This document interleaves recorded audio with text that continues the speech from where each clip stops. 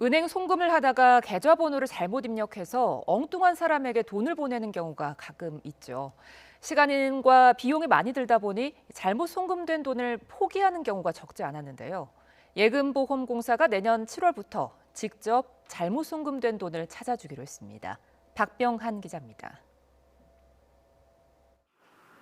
반려동물 관련 사업을 하는 이 기업은 돈을 잘못 송금해 큰 낭패를 당했습니다.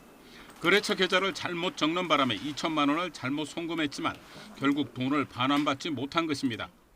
첫 번째로 800만 원 정도를 사업자가 이렇게 변경이 되었는데 변경되기 전 사업자의 계좌로 이체를 한 케이스였고요. 두 번째는 이제 아예 다른 상관이 없는 사업자의 계좌의 대금 부분이어서 이렇게 1,200만 원 정도 해서 총 2천만 원 정도의 사고 송금이 발생을 하게 되었는데요.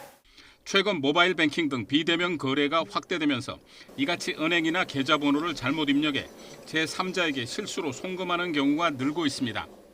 금융위원회 집계에 따르면 지난해 15만 8천여 건에 3,203억 원의 차고 송금이 있었지만 이 가운데 절반 이상인 8만 2천여 건, 1,540억 원을 돌려받지 못한 것으로 드러났습니다. 내년 7월부터 잘못 송금한 돈을 신속하고 효과적으로 돌려받을 수 있는 차고 송금 반환 지원 제도가 시행됩니다. 송금인의 신청에 따라 예금보험공사는 수취인에게 차고 송금 반환을 안내하고 필요시 법원의 지급 명령 등을 통해 회수하게 됩니다. 차고 송금액이 회수되면 예보는 관련 비용을 차감한 잔여 금액을 송금인에게 돌려주게 됩니다. 송금인이 직접 소송할 경우 돈을 돌려받기까지 약 6개월이 소요됐지만 예보의 도움을 받을 경우 2개월 내에 차고 송금이 회수될 것으로 보입니다. 법이 금년 12월 9일에 통과돼서 구체적인 절차와 기준은 금융위와 협의를 통해서 마련할 계획이고요.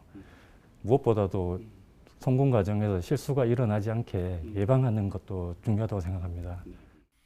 예보는 내년 7월부터 차고 송금 반환 지원 신청을 받는데 이전에 발생한 차고 송금에 대해선 지원을 할 계획이 없어 소비자들의 주의가 필요합니다.